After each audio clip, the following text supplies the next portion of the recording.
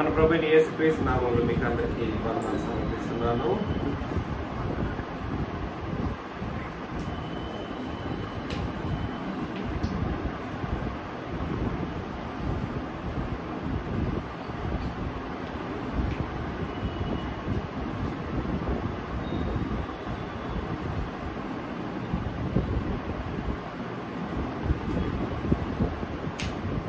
క్రొత్త నిబంధన రక్షణ గురించి ఇవాళ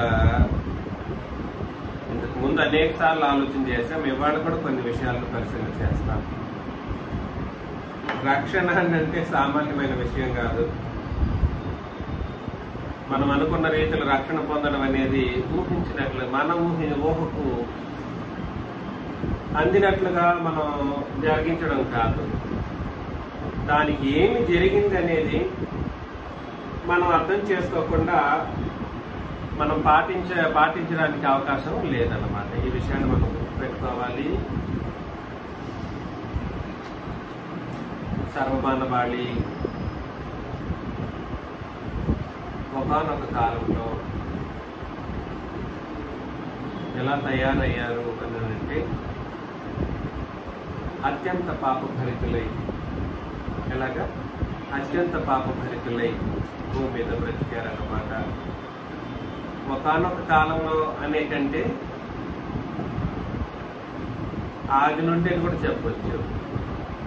ఎలాగా ఆది నుండి కూడా మానవ జాతి పాపంతోనే నిండి బ్రతకడం అనేది మనం చదువుతాం. ఒకసారి దేవుని ప్రజలు కాని వాళ్ళు ఎలా తయారయ్యారు అనే విషయాన్ని ఎఫెసీ పత్రిక 2వ అధ్యాయం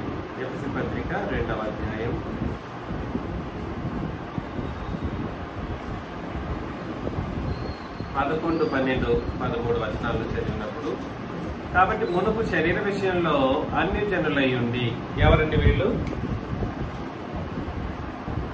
శరీర విషయంలో ఎవరు? అన్యజనులు. అన్యజనులై ఉండి శరీరమందు చేతితో చేయబడిన సున్నతి గలవారు అనబడిన వారి చేత. ఎవరు వీళ్ళు? శరీరమందు సున్నతి చేయబడిన వాళ్ళు ఎవరు? యూదులు.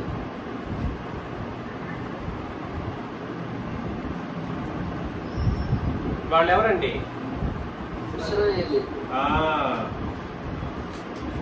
ఇశ్రాయేలీలు. వీళ్ళు ఒక సెట్ ఆఫ్ పీపుల్, వీళ్ళు ఒక సెట్ ఆఫ్ పీపుల్. అర్థమవుతుంది కదా? అన్ని జనులు వేరు, ఇశ్రాయేలీలు లేదా ఇశ్రాయేలీలు వేరు, ఇశ్రాయేలీలు వేరు, అన్ని జనులు వేరన్నమాట.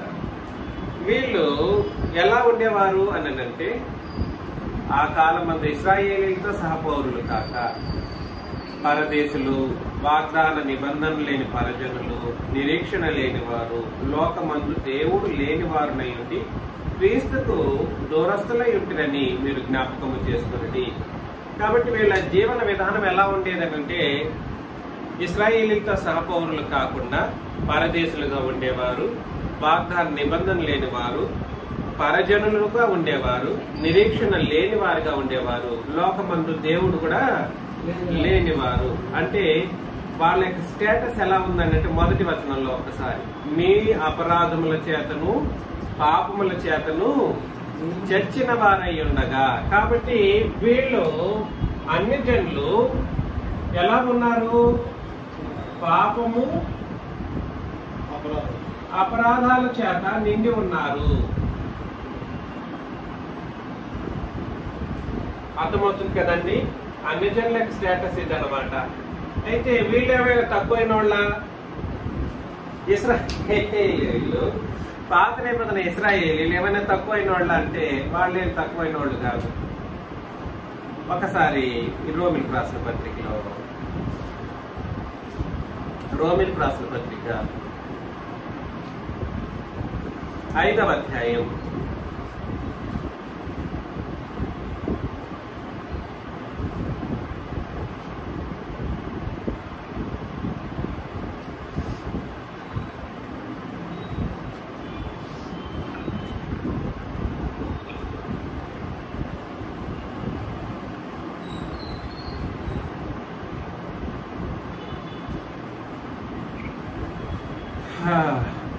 12 నుండి నేను చదువుతున్నాను. 5వ అధ్యాయం 12 నుండి. ఇట్లుండగా ఒక మనుషుని ద్వారా పాపము ద్వారా మరణమును లోకములో ఎలాగూ ప్రవేశించునో అలాగుననే మనుషులందరూ పాపము చేసినందున. ఎవరండి? అందరూ. వీళ్ళేం తక్కువైన వాళ్ళు కాదు. పాపం అనేది అందరూ చేస్తారండి. మనుషులందరూ పాపము చేసినందున మరణం అందరికీ సంప్రాప్తమాయను. ఏమొచ్చిందండి? మరణం అందరికీ సంప్రాప్తమాయను. ఏలయనగా ధర్మశాస్త్రము వచ్చిన కనుక పాపము లోకములో ఉండెను, కానీ ధర్మశాస్త్రం లేనప్పుడు పాపం అనేది ఆరోపించబడలేదు అని అన్నాడు అన్నమాట. కాబట్టి వీళ్ళకి సున్నతి చేయబడినటువంటి వాళ్ళకి దేవుడిచ్చిన నిబంధన ఏ నిబంధన ఏంటిదండి? సున్నతి చేయబడిన వాళ్ళకి ఇవ్వబడింది ధర్మశాస్త్రము లేదా పాత నిబంధన. ఇక్కడ ధర్మశాస్త్రం వచ్చిన తర్వాత పాపము అంటే ఏమిటో తెలిసి వచ్చింది, కానీ ధర్మశాస్త్రం వలన పాపం ఎలా ఏమైంది అనే విషయాన్ని ఇంకా చదువుతూ వెళితే, అయినను ఆదాము చేసిన అతిక్రమం వల్ల పాపం చేయని వారి మీద కూడా ఆదాము మొదలుకొని మోషే వరకు మరణమేలేదు. ఆదాము రాబోవానికి గురితయ్యుండెను, అట్లయితే అపరాధం కలిగినట్టు కృపావరం కలగలేదు. ఎలాగ ఒకని అపరాధం వలన అనేకులు చనిపోయిన ఎట్లా మరి ఎక్కువగా దేవుని కృపయు యేసుక్రీస్తుని ఒక మనుషుని కృపచేతనైన దానమును అనేకులకు విస్తరించెను. మరియు పాపము చేసిన ఒకని వలన శిక్షావిధి కలిగినట్టు ఆ దానము కలగలేదు. అలాగ తీర్పు ఒక్క అపరాధం మూలముగా వచ్చినదై శిక్షావిధి కారణమైన కృపావరమైతే అనేకమైన అపరాధముల మూలముగా వచ్చినదై మనుషులు నీతిమంతులుగా తీర్చబడుటకు కారణమాయను అని అన్నాడు అన్నమాట. కాబట్టి ధర్మశాస్త్రం వలన ఏం జరిగింది? పాపము పెరిగిందే కానీ అపరాధ మూలముగా శిక్షావిధికి కారణమైంది తప్ప ధర్మశాస్త్రం లేదా పాత నిబంధన వలన జరిగిందంటూ ఏమీ లేదు. దాని వలన పాపం పెరిగిందే కానీ వీళ్ళు మాత్రమే పాపులు, వీళ్ళు పరిశుద్ధులు అని చెప్పడానికి ఏమీ లేదు. అన్ని జనులు అలాగే తయారయ్యారు, ఇశ్రాయేలీయులు అలాగే అయ్యారనమాట. అప్పుడు ఏం జరగాలి? 20వ వచనంలో అక్కడ మరొకసారి చూసేద్దాం. మరియు అపరాధము విస్తరించిందా ధర్మశాస్త్రం వలన? అపరాధము విస్తరించినట్లు ధర్మశాస్త్రము ప్రవేశించును, అయినను పాపము మరణమును ఆధారం చేసుకుని అలాగే ఏలుబడి చేసినో అలాగే నిత్య జీవం కలుగుటకి నీతి ద్వారా కృపయు మన ప్రభువైన యేసుక్రీస్తు మూలముగా ఏలు నిమిత్తం పాపం ఎక్కడ విస్తరించునో అక్కడ కృప అపరిమితముగా విస్తరించును. కాబట్టి ధర్మశాస్త్రం వలన ఏం జరిగిందని అంటే ఇదేదో ఆగిపోయింది అన్నట్లు కాదు. పాపాలు ఈ పాపాలు ఆగిపోయింది అన్నట్లుగా అనుకుంటూ ఉంటారు. ఇవాళ పాపాలను అణిచివేయటానికో లేదా పాపాల నుండి విమోచింప చేయబడడానికో ధర్మశాస్త్రాన్ని ఉపయోగిస్తూ ఉన్నారు. దానివల్ల జరిగేదే కాదు, అసలు కుదరదు. కాబట్టి ధర్మశాస్త్రం వల్ల ఏం జరిగిందని అంటే పాపము విస్తరించబడింది. ఏం చేయబడింది?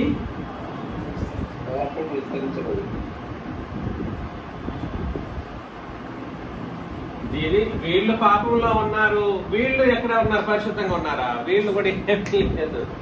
కాబట్టి నేనేం చెప్పడానికి ప్రయత్నం చేస్తున్నానంటే సర్వ ప్రపంచం ఈ విధంగా పాపంలో కూరుకుపోయి అపవాది బందీలో ఉన్నప్పుడు ప్రభుని యేసుక్రీస్తు ఏం చేశారన్నది మనకు అర్థం కావాలి. యేసు ప్రభు ఏం చేశారు? యేసు ప్రభు పాపం విషయంలో ఏం చేశారు, ధర్మశాస్త్ర విషయంలో ఏం చేశారు అన్నది మనకు అత్యంత ముఖ్యంగా మనం ఆలోచన చేయవలసినటువంటి పరిస్థితి ఉంది. అదే 5వ అధ్యాయంలో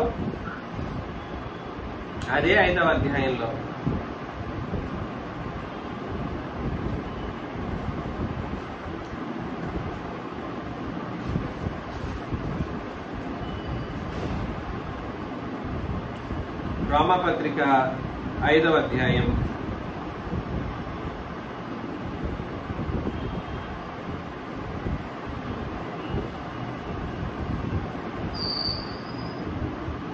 5 నుండి మొదటి నుండి చదువుతాం. కాబట్టి విశ్వాసం మూలమున మనము నీతిమంతులముగా తీర్చబడి మన ప్రభువైన యేసుక్రీస్తు ద్వారా దేవునితో సమాధానము కలిగి ఉందము.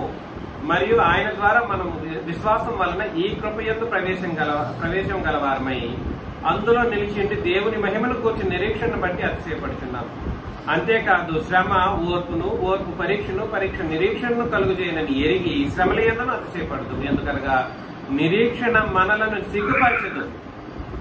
మనకు అనుగ్రహింపబడిన పరిశుద్ధాత్మ ద్వారా దేవుని ప్రేమ మన హృదయంలో క్రొమ్మరింపబడి ఉన్నది. అనగా మనం ఇంకనూ బలహీనులమై ఉండగానే క్రీస్తు యుక్త కాలమున భక్తిహీనుల కొరకు చనిపోయాను. కాబట్టి భక్తిహీనుల కొరకు ఆయన చనిపోయారు. భక్తిహీనులు అని అంటే పాపభరితులైనటువంటి ప్రజలు. అర్థమవుతుందా? పాపముతో నిండినటువంటి ప్రజలు, వాళ్ళందరి కొరకు చనిపోయారనమాట. అంటే అర్థం ఏమిటి? ఒక అన్ని జనుల కొరకు చనిపోయారని కాదు, ఇశ్రాయేలీల కొరకు కూడా చనిపోయారు. ఆయన శరీరం ఏం చేయబడింది? యేసుప్రభు యొక్క శరీరము ఏం చేయబడిందని అంటే పాప శరీరాకారంగా మార్చివేయబడింది అన్నమాట. ఎవరు చేశారా ఆ పని?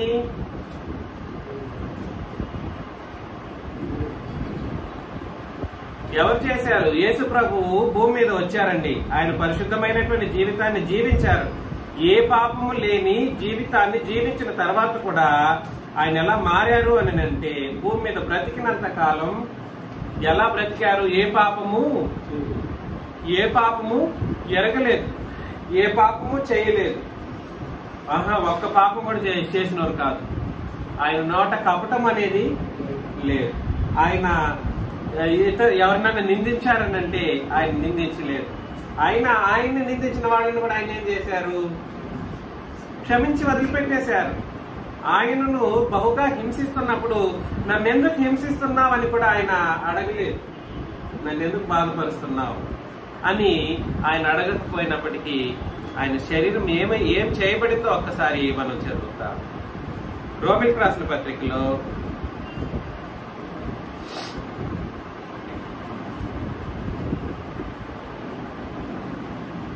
రోమా పత్రిక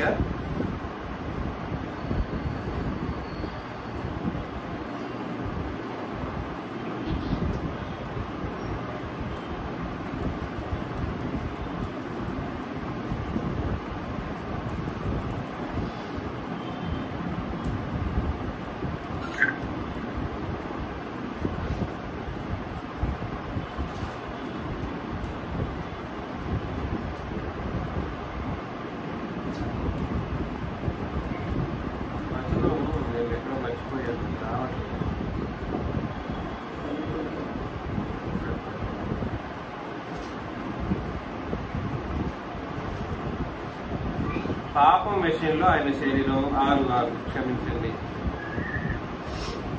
లేదా 8:4 రోమా పత్రిక 8:4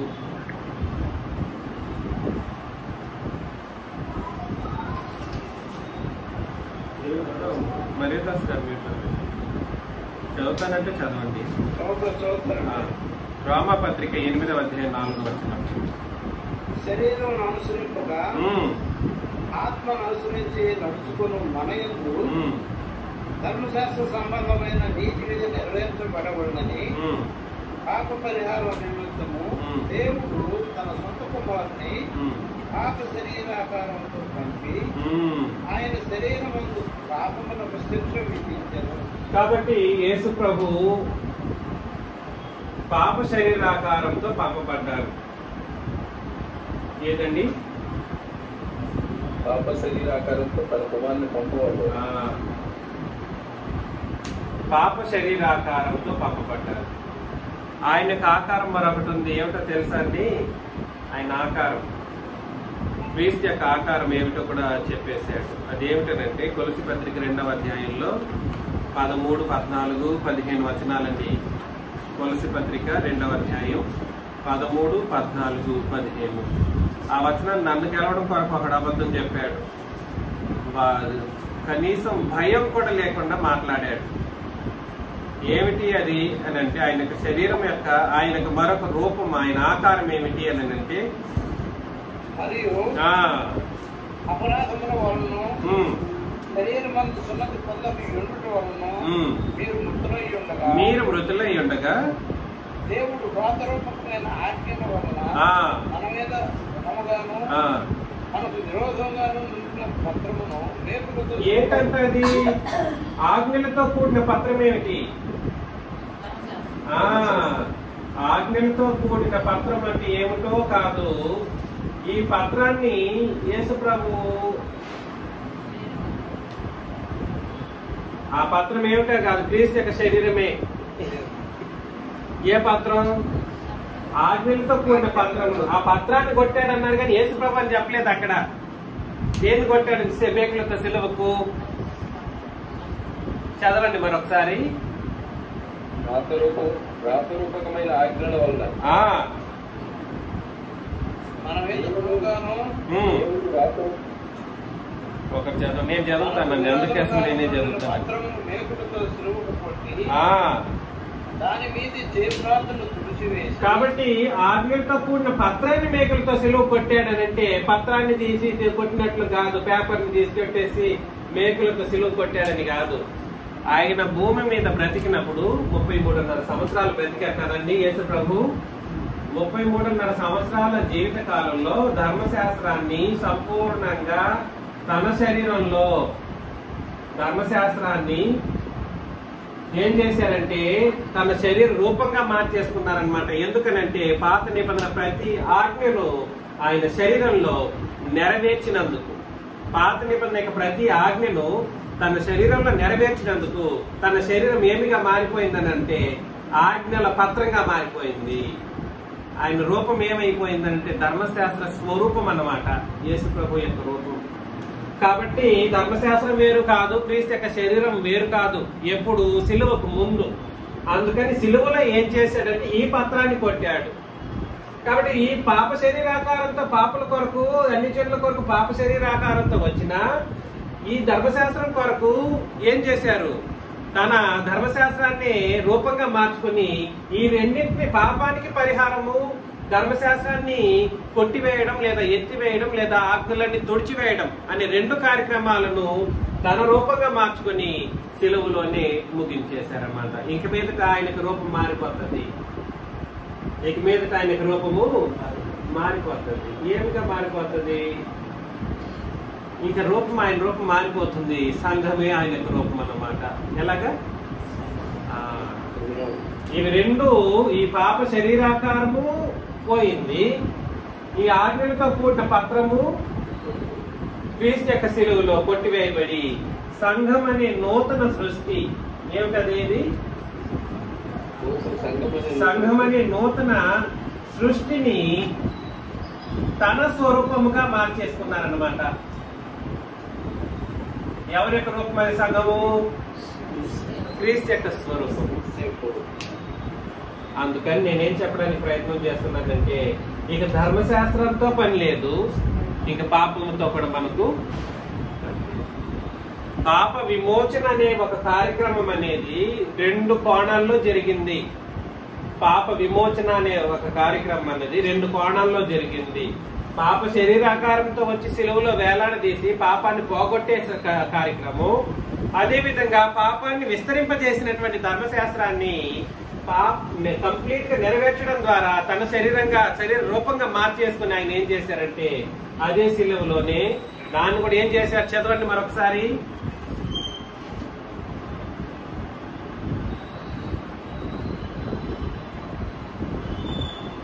2:14.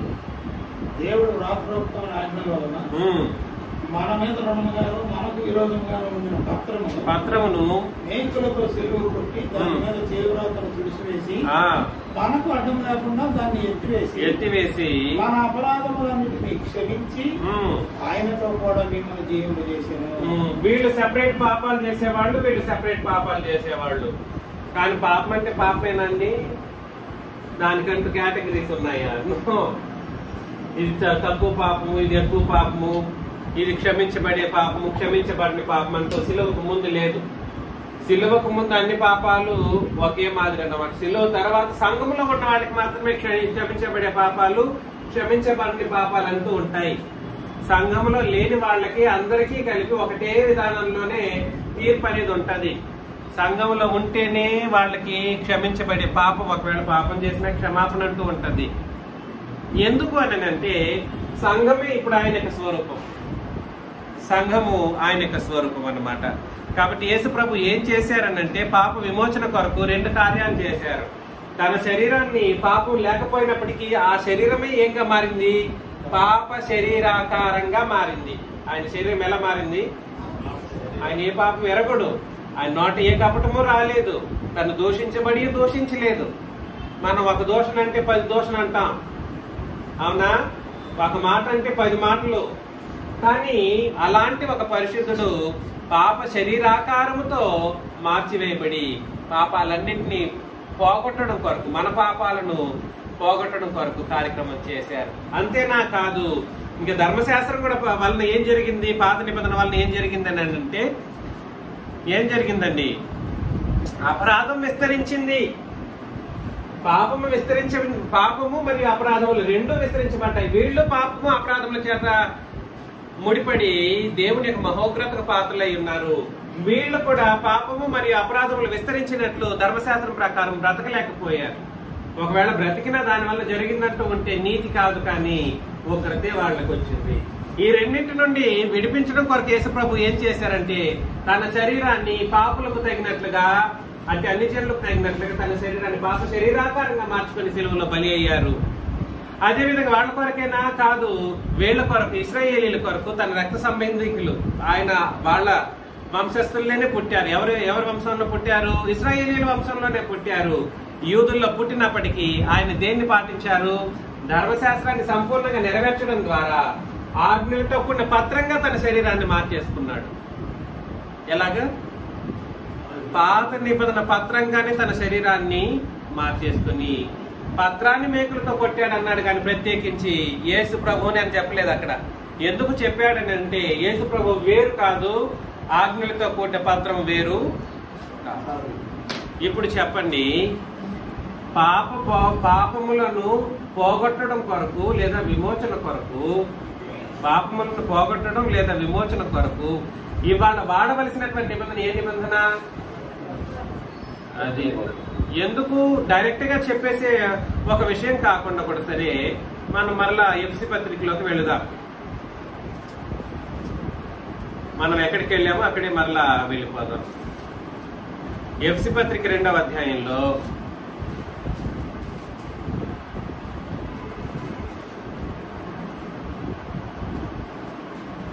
మరొకసారి మొదటి నుండి చదువుతాం. మీ అపరాధముల చేతను పాపముల చేతను మీరు చచ్చిన వారై ఉండగా ఆయన మిమ్మును క్రీస్తుతో కూడా బ్రతికించెను. కాబట్టి ఎవరు ఎట్లా చచ్చినా కూడా సరే, ఎలా పాపభరితమైనటువంటి జీవితాన్ని జీవించినా ఆయన రక్తం పనిచేయనటువంటి పాపం అంటే ఏమి? ఆయన మిమ్మల్ని క్రీస్తుతో కూడా బ్రతికించెను. మీరు వాటిని చేయొచ్చు. వేటిని? అపరాధములను పాపములను చేయొచ్చు.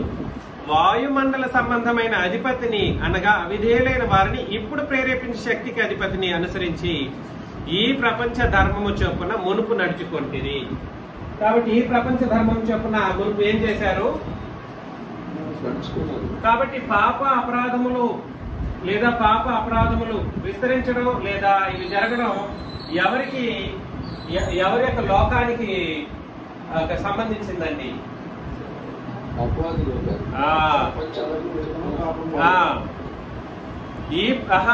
అనగా అవిధేయులైన వారిని ఇప్పుడు ప్రేరేపించే శక్తికి అధిపతిని అనుసరించి. కాబట్టి ఎవరు ఆ శక్తి? సాతాను లేదా అపవాది.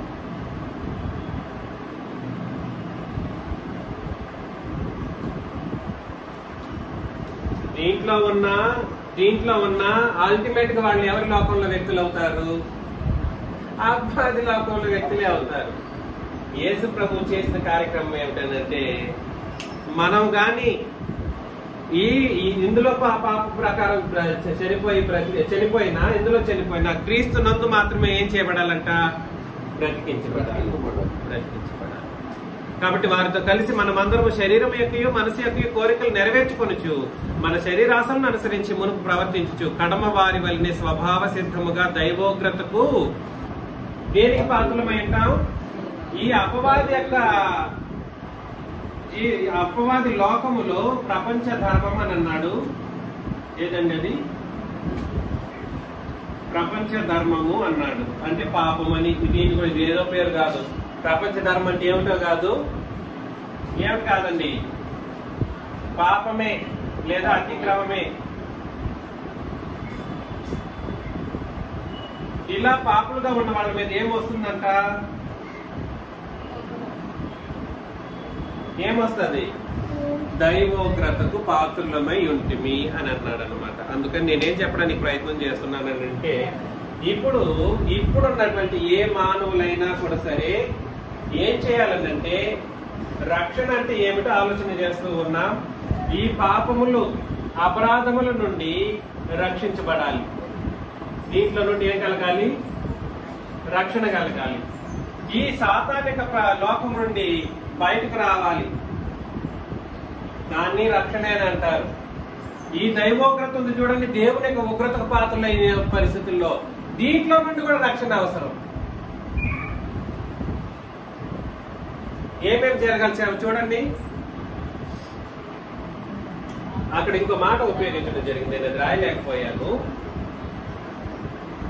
ఇది ఇలా ఉన్నా వాళ్ళకి సంభవించేది ఏంటిదండి? చావు లేదా మరణం అన్నమాట. పాపం చేస్తే, అపరాధం చేస్తే ఏం సంభవిస్తుందని అంటే మరణం వస్తుంది. ఏం మరణం అది? నేను ఏ రోజు అబద్ధం చెప్తే అప్పుడే చచ్చిపోయానా? ఎస్, చచ్చిపోయాను. అంటే అర్థం ఏమిటంటే దేవుని లెక్కలో నేనేమయ్యాను? మీ లెక్కలో, మనుషుల లెక్కలో బాగా బ్రతికున్నాను, ఆరోగ్యంగా ఉన్నానంటారు. కాదు, దైవ ఆత్మానుసారంగా ఆలోచన చేయాలి. ఆత్మ సంబంధమైన చూపు మనం చూడాలన్నమాట.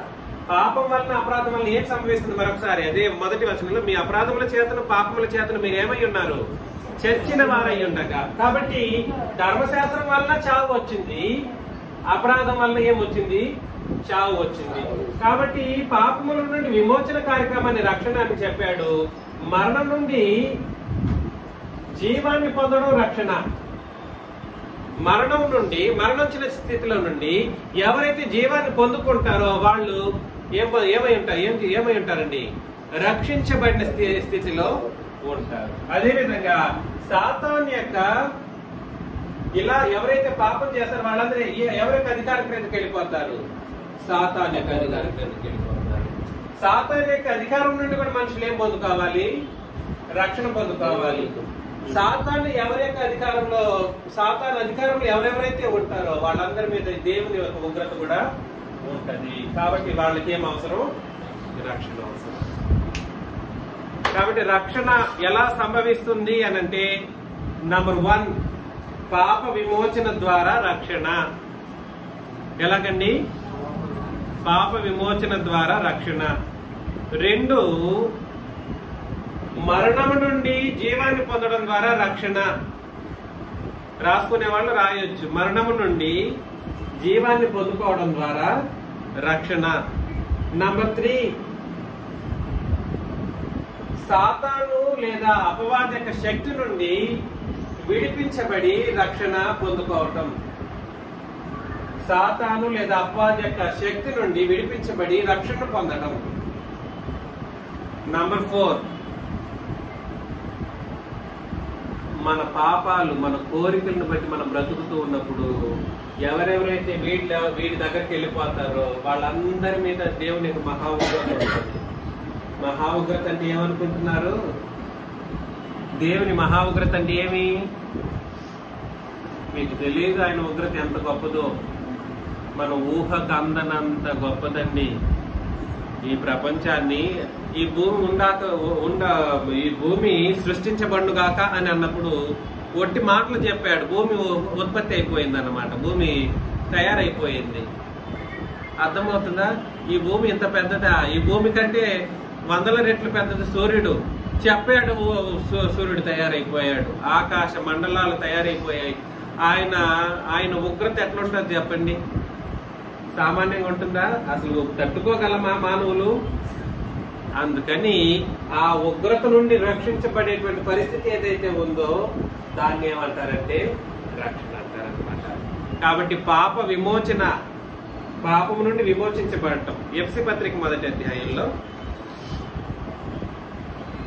ఎఫ్సి పత్రిక మొదటి అధ్యాయం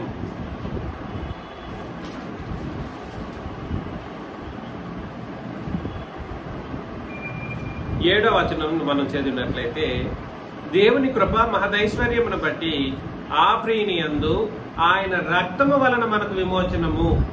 దేని వలన విమోచనం అండి? ఎవరి రక్తము? జంతు రక్తమా? ఆహా, జంతు రక్తం అయితే పాత నిబంధన, క్రీస్తు రక్తం అయితే క్రొత్త నిబంధన. కాబట్టి ఆయన రక్తం వలన మనకేం కలగాలంటే పాప విమోచనం, అనగా మన అపరాధములకు క్షమాపణ మనకు కలిగి ఉన్నది అని అన్నాడు అనమాట. అపరాధములకు క్షమాపణ మనకు కలిగి ఉన్నది. కాబట్టి ఈ అపరాధాలకు లేదా పాపము నుండి విమోచన కలగడం అనే ఒక కార్యక్రమాన్ని ఏమని అంటారంటే రక్షణ అని అంటారు. రక్షణ అని అంటారు. ఇది మనకు చాలా చాలా జాగ్రత్తగా అర్థమవ్వాల్సినటువంటి పరిస్థితి ఉందన్నమాట. మీరందరూ ఈ విషయాన్ని గుర్తుపెట్టుకోండి. రక్షణ సాధించడం అనడానికి కేవలం ఒకటే నిబంధన ఇవాళ ఉంది. అనేక 66 పుస్తకాలు సరిపోదు. నేను ఎంతగా మాట్లాడుతున్నానంటే మీరందరూ ఎంతో కొద్దో గొప్ప ఆ దేవుని పట్ల భయభక్తులు కలిగి ఉండాలని నిర్ణయించుకున్నారు కాబట్టి నేను ఎంతగా చెబుతున్నాను. రక్షణకు మార్గం క్రీస్తు రక్తం మాత్రమే. క్రీస్తు రక్తం ఈ రోజు క్రొత్త నిబంధన ప్రకారం ఉంది. లేకపోతే ఈ రక్షణ పొందుకోలేదనంటే ఇక్కడ పాపములు అపరాధములకు రక్షణ పొందడం కొరకు క్రీస్తు రక్తాన్ని ఉపయోగించకపోతే మరణం నుండి తప్పించుకోలేరు. దేని నుండి తప్పించుకోలేరు అంటే జీవాన్ని పొందుకోలేరు. రోమిలకు రాసిన పత్రిక 6వ అధ్యాయం, రోమిలకు రాసిన పత్రిక 6వ అధ్యాయం 3-4 వచనాలు.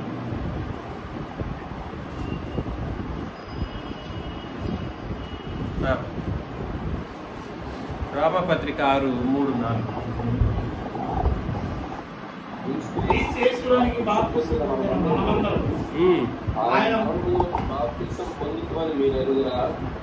కాబట్టి తల్లి మెక్కువన క్రీస్తు మృతముల నుండి ఎలాగ లేపబడినో అలాగే మనమును నూతన జీవం పొందిన వారమై నడుచుకున్నట్లు మనము బాప్తిసము వలన మరణములో పాలు పొందుటకై ఆయనతో కూడా పాతి పెట్టబడింది. చూసారా? కాబట్టి మనం బాప్తిసం తీసుకునేటప్పుడు ఏం జరుగుతుందంటే నూతన జీవం పోయబడతాదంట. బాప్తిసంలో ఏం జరుగుతుందండి? మరణించిన మనం పాతి పెట్టబడతాం. బాప్తిసంలో ఏం జరుగుతుంది? నూతన జీవం పొందుకునేవారు, నూతన జీవం పొందుతాం అంటే బ్రతికించబడతాం. మరణం నుండి జీవం. ఏంటండి? మరణం నుండి జీవం. అలాగా మనం ఏం చేయబడతామంటే బాప్తిస్మంలో జరుగుతుంది అనమాట. ఇది బాప్తిస్మంలోనే జరుగుతుంది. పాపాలన్నీ కడిగివేయబడతాయి. మరణం నుండి ఏం పొందుకుంటాము? జీవాన్ని పొందుకుంటాం. అదే విధంగా ఒకసారి హెబ్రీయులకు రాసిన పత్రిక 2వ అధ్యాయము 14వ వచనం చదివినప్పుడు,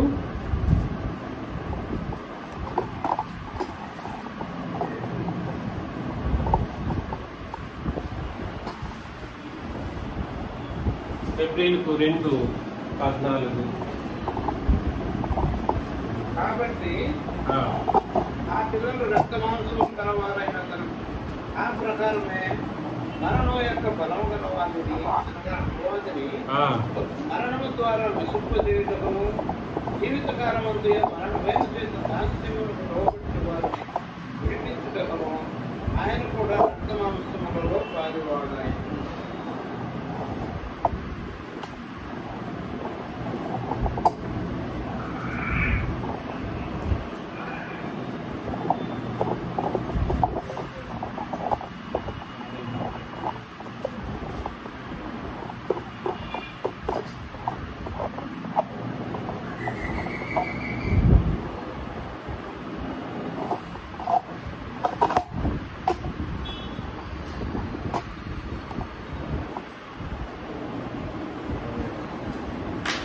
కాబట్టి జీవితకాలం అంతయు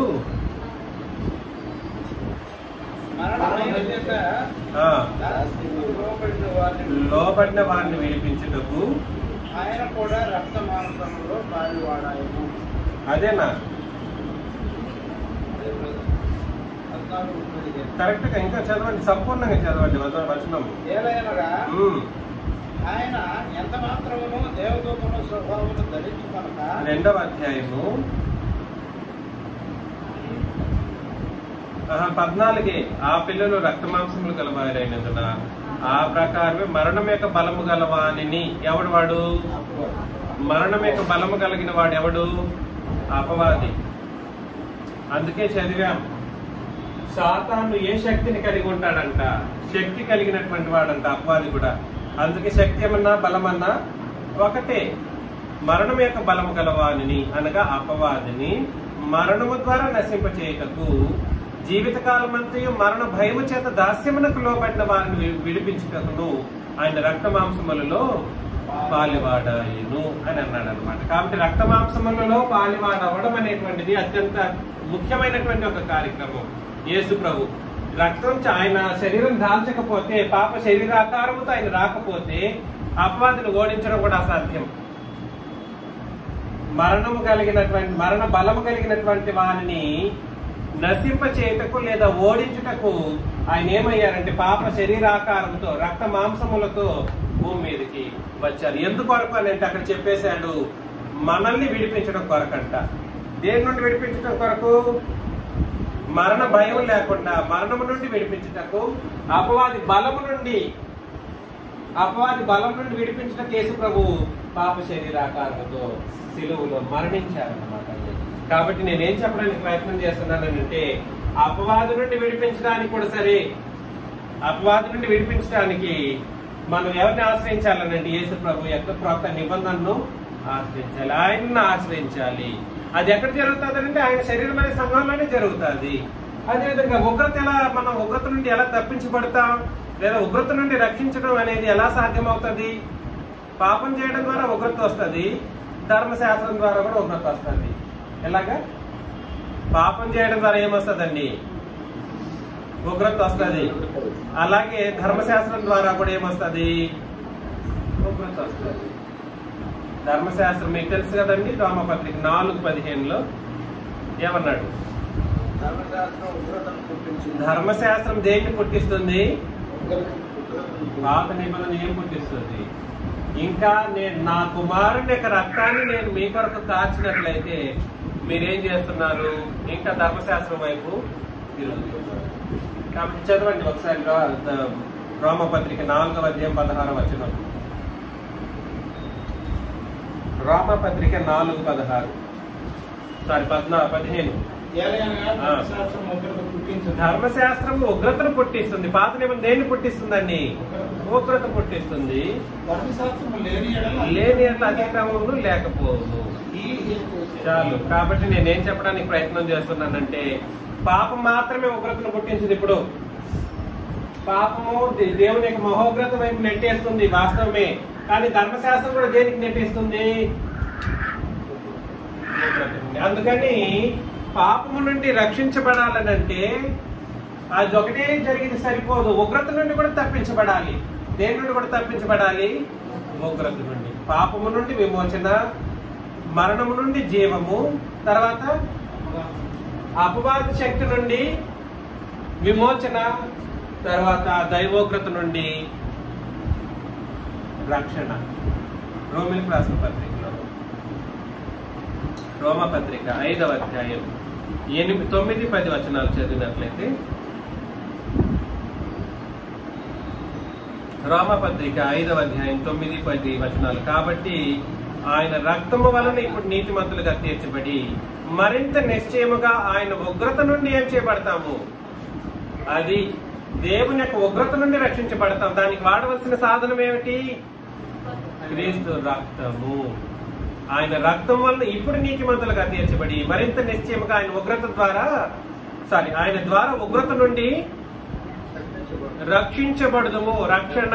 కాబట్టి రక్షణలో ఏం జరుగుతుంది అనంటే, లేదా క్రొత్త నిబంధన రక్షణలో ఏమేమి జరుగుతుంది? క్రొత్త నిబంధన రక్షణలో అపరాధము నుండి, పాపము నుండి బ్రతికించబడే ఒక కార్యక్రమం. మరణం నుండి జీవాన్ని పొందే కార్యక్రమం జరుగుతుంది. తర్వాత అపవాది యొక్క శక్తి నుండి విడిపించబడి, వానికి బలము నుండి విడిపించబడి రక్షించే కార్యక్రమం జరుగుతుంది. దైవోగ్రత నుండి రక్షించబడే కార్యక్రమం. దీనికి అంతటికీ కారణం ఏమిటంటే క్రీస్తు యొక్క ఏమిటి ఇప్పుడు దీనికి అంతటి కారణం ఏమిటి? సిలువ. క్రీస్తు సిలువలో ఆయన చేసినటువంటి మహోన్నతమైనటువంటి బలియాగం. త్యాగం అంటాడు, త్యాగం కాదు. త్యాగం అంటే అది సాధారణమైన మాట. తాను బలిగా అర్పించుకోవటం వేరు, త్యాగం చేయడం వేరు. నేను ఒక 10 లక్షలు ఎవరికైనా ఇస్తే త్యాగం చేశాను అంటాం. చాలా చిన్న మాట అది. త్యాగం యేసు ప్రభు చేసిన త్యాగం అనేవాడు చిన్న చిన్న చిన్న కొంచెంసేపు ఆలోచన విధానాల్లో మాట్లాడే మాట అది. No, he didn't do that kind of a thing. ఆయన యొక్క శరీరాన్ని బలి యాగముగా సమర్పించుకొని ఇన్ని కార్యక్రమాల నుండి విమోచించడానికి ఆయన తన రక్తాన్ని ఏం చేశారు?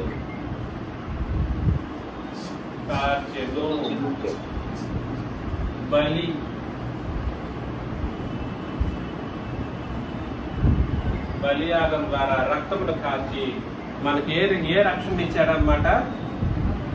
క్రొత్త నిబంధన రక్షణ. ఏ రక్షణ అది? తెలుసా ఈ విషయాలు ప్రపంచానికి? అసలు ధర్మశాస్త్రం నుండి విమోచించాలనే ఒక కార్యక్రమం కనీసం ఐడియా అన్నా ఉందా? మనుషులకి తెలియదు. పాత నిబంధన నుండి కూడా విమోచన జరగాలి మనుషులకి. నేడు దేని నుండి కూడా జరగాలి.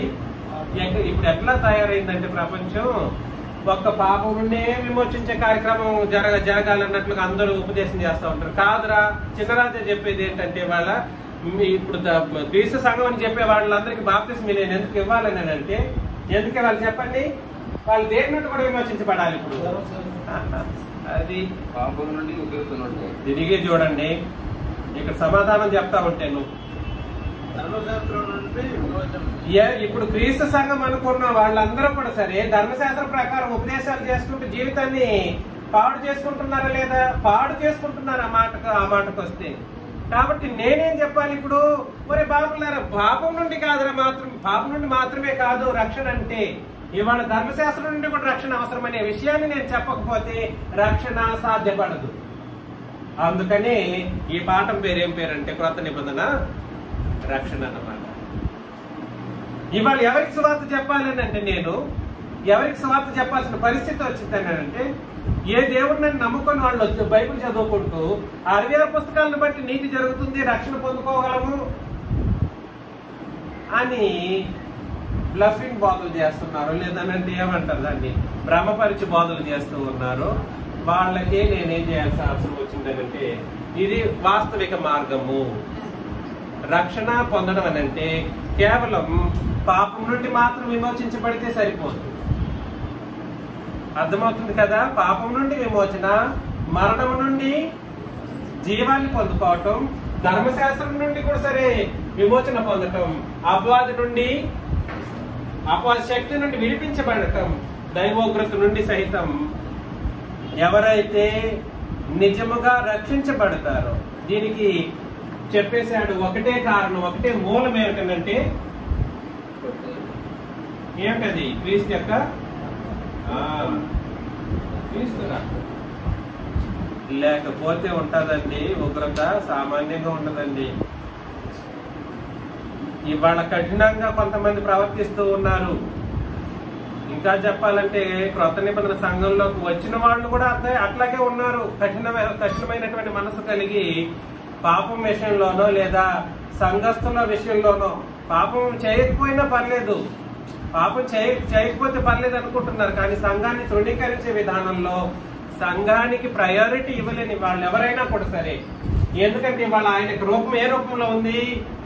క్రీస్తు సంఘమే క్రీస్తు యొక్క రూపం ఇవ్వాల. ఈ సంఘానికి మొదటి ప్రాధాన్యత ఇవ్వనే వాళ్ళు అందరూ కూడా సరే. ఈ సంఘంలో ఉన్న వాళ్ళు ఒకరికొకరు కలిసి ఉండకుండా ఆయన విభజించే ధోరణిలో ప్రవర్తించిన అత్యంత ప్రమాదకరమైనటువంటి ఉగ్రతలు చేరుకుంటారు. ఏం చేశారు మాకు దేవుడు అనే ఆలోచన రాకూడదు ఎప్పుడు కూడా సరే. మహా తప్పు, దైవదూషణ. అందుకని మనం ముందుగానే చదివాం, మనం ఈ నిబంధనలో ఉన్నంత కాలం ఓర్పు సహనము మనకు అవసరం. సంఘం వాళ్ళ మధ్యలో ప్రేమించడం మనం తెలుసుకోవాలి. క్షమించడం అత్యంత ముఖ్యమైనటువంటి కార్యక్రమం. నేను క్షమించకుండానే నేను ప్రవర్తించాను అనుకోండి, నా పాపాలు కూడా దేవుడు రేపొద్దున క్షమించే పరిస్థితులు ఉండవు. నేను ఎంతకాలం కోపం పెట్టుకునేసి కఠినంగా ఉంటూ నా పాప నేను పరలోకం పోవాలంటే కుదురుతుందా? అది ఇవాళ అదే పరిస్థితిలో కొంతమంది మన సంఘంలో ఉన్న వాళ్ళు కూడా ఉన్నారు. వాళ్ళు ఖచ్చితంగా పరలోకం పోలేరు. ఎప్పుడు చూసినా వాళ్ళు తప్పులు చేస్తున్నారు, వీళ్ళు తప్పులు చేస్తున్నారు, వీళ్ళు అట్లా అనుకుంటూ మనం బ్రతికితే మాత్రం ఇక్కడ ఉన్నా కూడా సరే ఇన్ని కార్యక్రమాలు జరిగించినా పోలేదు. మనందరి అల్టిమేట్ ఉద్దేశం ఏమిటంటే పరలోకమై ఉంటేనే సరే. మనం అందరం ఒకరికొకరు క్షమించుకుందాం, ఒకరినొకరు ప్రేమిద్దాం. మనం పరిశుద్ధమైనటువంటి జీవితాన్ని సాధించడం కొరకు కేవలం క్రొత్త నిబంధన క్రీస్తు రక్తం మాత్రమే మన యొక్క ప్రాణాధారంగా పెట్టుకుని భూమి మీద బ్రతికినట్లయితే మనం పరలోకానికి వెళ్తుంది. ఇదే మన పెట్టుబడి. నిన్న కూడా చెప్పాను, మన పెట్టుబడి ఏదై ఉండాలి అంటే కేవలం క్రొత్త నిబంధన, దాని యొక్క ప్రవర్తన. క్రొత్త నిబంధన ఉంది, ఇచ్చేశాడు, ప్రవర్తించాలి కదండి. క్రొత్త నిబంధన ఉంది, ప్రవర్తన. ఇదే మనం పెట్టుబడిగా పెట్టుకుని భూమి మీద బ్రతికితే దాని రిజల్ట్ ఏమవుతుంది? ఫలితం ఏమై ఉంటది? పరలోకము, నిత్య జీవము. అలా ఉండాలని నన్ను నేను హెచ్చరించుకుంటూ మీకు హెచ్చరిస్తూ ముగిస్తున్నాను. మీకు అందరికీ క్రీస్తు నామములో వందనాలు.